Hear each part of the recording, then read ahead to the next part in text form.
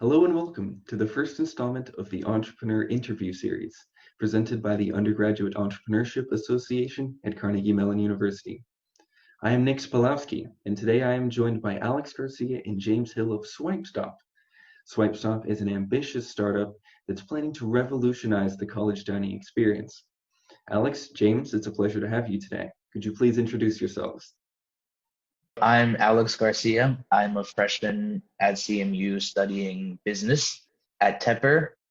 Um, I guess I have always been somewhat entrepreneurial. Both my parents are entrepreneurs, and they've really growing up watching them succeed has really inspired me to go and do my own thing. And I met James early on in the first semester, and we really connected because we're both really passionate about doing our own thing. And we kept throwing around ideas for a semester and a half, just let's do this, let's do that. We worked on a few things, and this was James's idea, but we settled on SwipeStop, and we're really hoping this goes far. Hi, my name's James Hill, and I am also a Tepper business student. I've always been into entrepreneurship. That's what I came to college. Came to this university for. I was super excited about being able to find some other students that were really into just building some cool new things. I got lucky and found Alex. He's one of the most dedicated people I've met to actually building something. So that's been super awesome. And yeah, so we came across this idea and as the problem in the community, and we decided that this would be something that'd be good to tackle. And that leaves us where we are now. So what problem is it that SwipeStop seeks to solve? Basically, what happens is that all of the freshmen at Carnegie Mellon, they're required to buy a meal plan that has a certain amount of meal blocks. And a meal block is just an entree, a side, and a drink. So it's about $10 worth of food. And the problem is that almost every freshman that I've talked to, James and I included, have extra meal blocks at the end of the semester. James and I, together, we had 150 meal blocks left over, which is $1,500 worth of food that's going to waste and is unused. And so we saw this problem that most freshmen were having where they had all this extra food left over. And what SwipeStop does is connect those people, the people who have extra food, with anybody in the CMU community that already eats at CMU, and they can buy the food for cheaper. Can you please explain how exactly a SwipeStop transaction will occur in the future? So how it works is we're connecting freshmen who have extra blocks to sell with any member of the CMU community who eats at CMU and wants to buy food for cheaper. Basically, it would allow anybody at CMU to buy a meal block through our app for half the price. If a meal block is worth $10, they can buy it for $5, $6, $7, and they get $10 worth of food for a much cheaper price. And the benefit to the sellers, a freshman who has extra blocks to sell, that block would go to waste anyway, and so they're making extra money, $5, $6, $7 extra that they wouldn't have otherwise. So we connect the two, and then in person, the freshman would physically swipe their key to buy food for the other person, and then through the app, the buyer would pay $5 to $7 to the freshman. Tell us a little bit about how you're working with the university dining system in order to streamline this process. We actually had people from the CMU dining services come up and address us. And they said that they loved what we were doing and they wanted to look into potentially working with us and integrating their software with our software and making the system something really great and user-friendly. And that was super exciting because that means that we have potential to streamline the entire process of using our product into, if you have extra blocks, it literally just gets transferred into someone else's account. So in the future, if you potentially complete the streamlining process with the university, you may be able to use the app in order to automatically sell the blocks that you don't use if you're, for example, not hungry for lunch? So right now, anybody who's selling a block has to physically meet with the person who's buying a block and swipe for them, so swipe their meal and pay for them on the spot. That's how it's working right now. We are trying to work with CMU to have a transfer system where you can, like you said, you could just do it when you're sitting down and transfer the block to somebody else's account. But as of right now, it's meeting in person and physically swiping for the other person. And you guys lived with each other for a while to work on this, right? Yeah. Yeah. James stayed at my house for like a month and a half.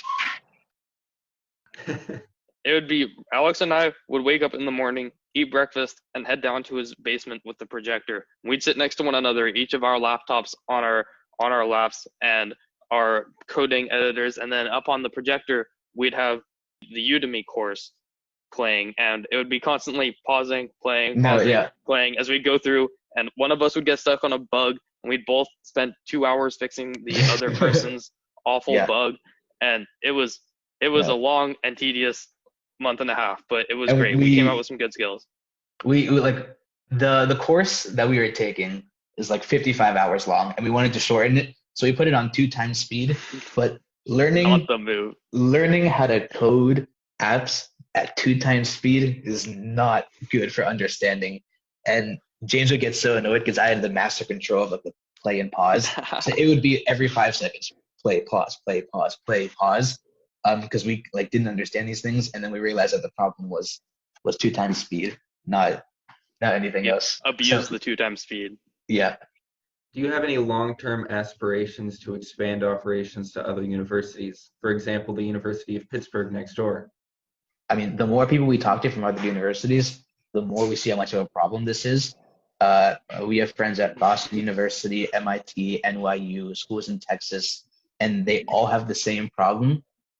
It's a huge thing. It's like we want to be in every school in the country because it's applicable to every school. I guess maybe not every school, but almost every school in the country. With Pitt specifically, Pitt only has one dining location where you can swipe your card because they use a lot of like local restaurants. The Pitt only has one location, and even so, a lot of people still naturally, buy and sell blocks.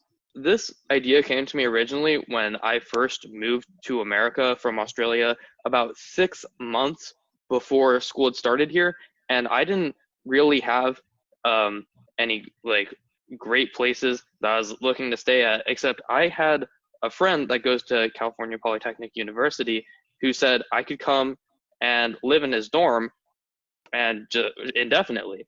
And so I moved in to this double, which they somehow had an extra bed in, and I just lived there, essentially as a pretend student at this school.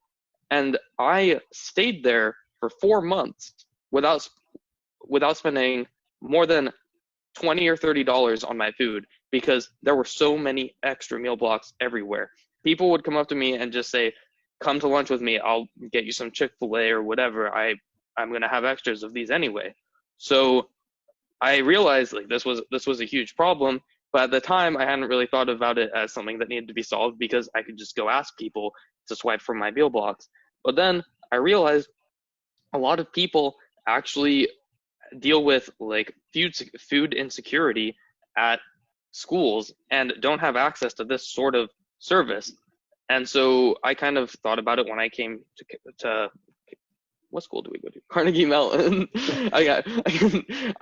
So this came to me when I got to Carnegie Mellon and I talked with Alex and we decided this might be something that would be good to address, not just here, but at other schools all over the country, which have the same issue. What support do you guys see from all of the different entrepreneurial resources that we have at CMU, like the Swartz Center for Entrepreneurship or the Undergraduate Entrepreneurship Association? The Swartz Center has been huge for us. We haven't had that So much good. We live in there. experience with the UEA, but the Swartz Center, that's our home. Especially like it's a phenomenal place to work. When we go there, like we just look around and people are getting stuff done. So the Swartz Center, apart from anywhere else on campus, is a place where things happen, and we just get really focused and motivated when we're in there. So I assume you guys have done already some market research regarding your project. We ran a test run of a very basic implementation of SwipeStop, the worst possible implementation to see if, practically speaking, this could even work. Like, there are so many different moving parts. Do people want to actually wait for their food? Are people going to interact with other people? Do people care? And so what we did was outside of the Tepper quad, or in the Tepper quad, we set up a booth with our website, and what it allowed people to do was come up, talk to us. We would get one of our friends who was a freshman with extra blocks to come up and swipe for them, and they got paid over Venmo. And that was a very janky, very bad implementation, honestly. However, it was a huge success. We got over 50 cells in the 2 hours that we were there. We had people 50 cells in 2 hours. Yeah. And that was just from people coming up and physically having to talk to us. Like we expect a lot more when it comes to a clean app and some good marketing and even faster system, more streamlined, local payment, all the above. Yeah. So when you guys first came up with your idea, what was the very first step that you had to go through? The very first step I remember was we were at Tepper, and Alex pulled over one of the roller chairs in the egg room or the innovation hub room, and he stood on the roller chair as we covered one of the entire walls in whiteboard marker, figuring out how on earth this would work. Then it kind of turned into like a week of writing on whiteboards, because we just figured out how intricate and difficult this would be, and finding problems and figuring out what needed to be solved, who needed to be talked to. And it took us a couple of weeks before we even had the idea of being able to start developing. Yeah. At first, I remember, going, like, eating breakfast and just talking about how exactly things would work. Do we do location tracking? How is the payment system going? There were so many intricacies that we didn't even think about the first time that the idea came to us. And we just spent a few weeks laying out how the entire structure would work. And there's a lot more to think about than we actually expected. So let me ask you guys, as the CMU dining experts, what restaurant would you guys recommend that SwipeStop users visit the most? Oh, the Exchange. Get a grilled cheese at the Exchange. Pepper jack provolone, grilled cheese with bacon. James used to always get breakfast, lunch, or dinner. It doesn't matter. Grilled cheese and pepper jack cheese. Why would you? I don't know why anybody would get. No, I was wrong. Pepper jack cheese. He introduced me to other cheeses, and they were just so much better. Provolone is the king, and he knows that now. I would say the Exchange for sure. Tepper food is really good. Whenever we're waking up at 6:30 in the morning. We go to Tepper every morning. We go to Tepper, and Taza opens up at 7 a.m. So at 7 or 7:02 a.m. we're there getting iced vanilla latte, and what's the thing that we get? A bacon croissant. They make those flatbreads too. They can make a good flatbread. Yeah. I would recommend Tepper and the Exchange. So finally, do you guys have any advice for potential or current CMU entrepreneurs? You just have to do it. It's not, like I said before, you have the option to do whatever you want. And if you really believe in something and you're really passionate about something, just shut up and do it. That's really all you hear all these excuses. I'm too busy with this. I'm too busy with that. And at the end of the day, you make the time. And so everything that you do in a day is determined by you. If you want to build something, you just have to put your all in it. It's about hard work and dedication. All right, so just do it and don't play online programming courses at 2 times speed. That is the advice that we have. No, that's basically it. All right, thank you, James and Alex. It was a pleasure speaking to you guys, and it sounds like you're putting in a lot of hard work. Best of luck on SwipeStop. Thank you so much. Thank you Of course, thank you for having us. Thank you for watching the first installment of the Entrepreneur Interview Series presented by the Undergraduate Entrepreneurship Association of Carnegie Mellon University. That was James Hill and Alex Garcia from SwipeStop. I'm Nix Pawlowski, and for the entire UEA, we wish you good luck on your future ventures. Thank you.